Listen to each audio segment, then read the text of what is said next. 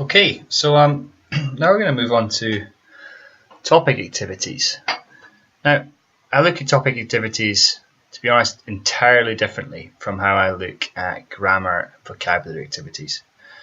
With grammar and vocabulary, it's all accuracy. We're looking at inductive methods.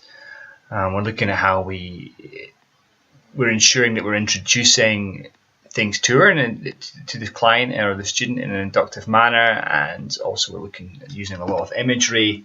So we're not leading with text. Kind of want to stick with that sort of if we can, with that first language acquisition, kind of mentality of, we don't learn to read and write until we go to school, really. So we learn everything kind of through audio and speaking to our parents and our peers, and seeing things in the environment and going, "Mum, what's that?" What 2 and 3-year-olds are like. It's all what and why all the time. So that's kind of how that works, and that's how we're developing that accuracy. But with these, we're looking, topic activities are much more geared towards fluency. So we're trying to find something from the syllabus, whichever the syllabus gives us, that's going to kind of encourage the student to talk. We're looking to challenge their beliefs, play a bit of devil's advocate, kind of poke the tiger a little bit and see what what they're going to say to us. Okay, so I'm going to look at this one now. This one's going to be a lot of fun, I think. If you look at my headers, you'll probably get an idea of what I'm going to be doing here. But I'll look at my topic first. So my topic here says music and cinema, cartoons and animation. And I'll be honest with you, it only takes me with a topic about 5 minutes hunting around the internet and trying to work out exactly, if I can find something relative. I think the most important thing with a topic activity is finding source material, finding something that you find interesting. I mean, if it says business and current news topic, we'll find something that's current, that's interesting. If it's something about tech, then don't just do boring tech. Do tech that you're going to use, or tech that stimulates you. Something that the average person is going to be interested in. I mean, obviously you can go niche, which is good for certain people, but sometimes it's difficult to teach a niche class because someone's not interested. But then sometimes it's something new. So it's 50-50 with that. But with this one here, for example, I've got music and cinema, cartoons and animation. Now, I went through everything. I was looking at music, how albums have been made, how videos have been made. I was looking at Sledgehammer from Peter Gabriel. I was looking at all sorts of things, but I couldn't find anything that would stimulate conversation, maybe even a debate. And then I started thinking about animated films. I mean, I love them. I'm a big kid at heart, and I think everybody loves The Lion King through to Little Mermaid, through to more modern ones like Toy Story. Well, it's not modern anymore, but then Malawi with The Rock more recently, and Frozen and things like that. And I started to come across this idea, and this was the first image that jumped to me, and I just thought, you know what? This one here, Disney versus Pixar. This bracket has been going viral through Instagram recently, over the last year or so, and everyone's got an opinion on this. Most people have seen these cartoons at some point in their life. Anyway, so I decided this. So to go back to my class, I think from theory perspective, I use an ESA. Now, you just test each test, and there's the PPP model, present, practice, and produce. But here we do sort of present what we're thinking about doing. Practice, well, look at all the different ideas, practice different, play devil's advocate. And activate, I want the student to produce their opinion. We also have another method we talk about, which is I, we, and you. So I is I'm going to show you something, we're going to talk about it, and you're going to tell me what you think about it. And that applies to the PPP as well. I present something to you, we practice it, you produce it.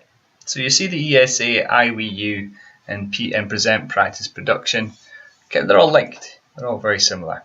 Okay, so with this one here, I'm going to go ahead and fill it all out. You know all the details with target language. And my objective at this point, I think well, let's go through what I've got here. So what I've done is I've found as much information as I can before I've tied myself down. So what I'm probably going to do is take this image here, and I'm going to use a tool, and you can download this, I'm pretty sure, for almost nout, called Snipping Tool. So the reason I'm using it is because I don't want the title.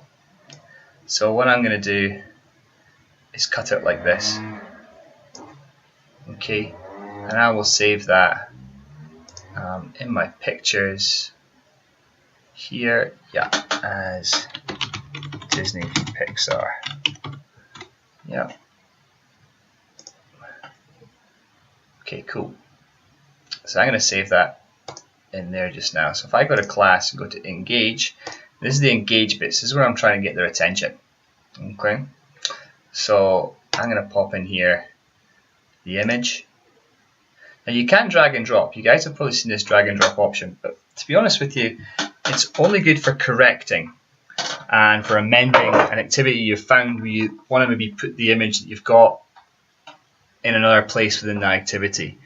Because sometimes through drag and drop, they don't upload to the system right, and they get this red box around them. And what it means is that at some point in the future, that picture is going to disappear. It's not on the system, and if it stops being held on the internet, then the link's going to go. So the best thing to do is always to upload it manually. So I'm just going in here to choose file. I'm going down to pictures again, and let me see, what have I called that one? Pixar. There we go, Disney versus Pixar. Send to the server. Here we go. So I'm going to look at this image quality. I'm going to make it about 600. It's a nice size. Make sure it's locked so that they keep the same sizes. And I'm going to put it, I tell you what, I'll do it this way. Just going to go to the start of the image and just hit the middle. Okay. Now I've got an image that I can start off my class with, just showing this.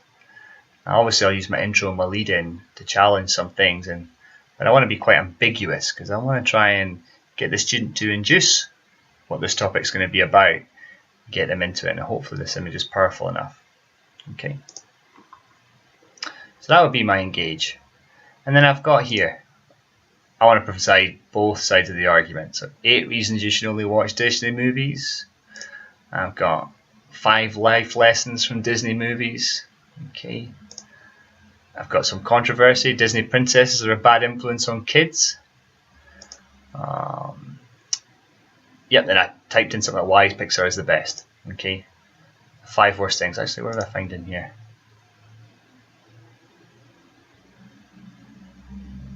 Why Pixar movies are so good. Maybe that's what I wanted. Okay. The 5 worst things about Pixar. Now I've got this one, which is probably going to get most of myself. 10 reasons Pixar is better than Disney. It's a whole load of stuff I can look at and get my info from. And then 10 reasons Disney is better than Pixar. Okay. So for my stimulating part, I'm going to be cutting and chopping that up, putting it in here, and just trying to ask as many kind of leading questions to get talking and presenting different ideas, the different research that I've found on the internet for why it's good. I'm going to try and keep balanced, even though personally I'm a big Disney gets its ass kicked by Pixar. But that's just my opinion. So maybe I could put a slant on it that Pixar is better than Disney and try and prove that, which either the student's going to completely wholly agree with me or they're going to argue with me. I think I'm going to create this neutrally so that the teacher can then apply their thought and be devil's advocate depending on what the student says. So obviously the student starts going, oh, it's Pixar, then you can just take the Disney bandwagon and argue with them. Okay? And then obviously when we get to the activate stage, that's when I really want their opinions out. So I'm going to have something in here, more questions, to sort that out. But one of the things I'm going to put in the engage, which I want to talk about just now, is we've come across cognates, cognados in Espanol. Now, I don't really want too much of a teaching point when I'm doing this, okay? My objective is to get the student to talk, is to target their emotions, their beliefs, and to get them to I'm trying to engage, stimulate, and activate their fluency. That's the whole purpose of this. So target language, I don't want them to struggle with it. I do not want this to turn into a vocabulary activity. Don't get me wrong, in any interaction with a student, you're going to be picking them up on their grammar and their vocabulary, but this is more about fluency. We let little mistakes go when we teach topic activities. We try not to make it too much of a teaching point. It should be more of it should be giving them confidence. This is conversational stuff. Okay, so what I do is, once I've found my texts and I go through the text that I've chosen, I check the language, and if I find cognates, even if they're challenging, so say for example, I found a word like, what I do is first I bring up Translate. This helps me a lot.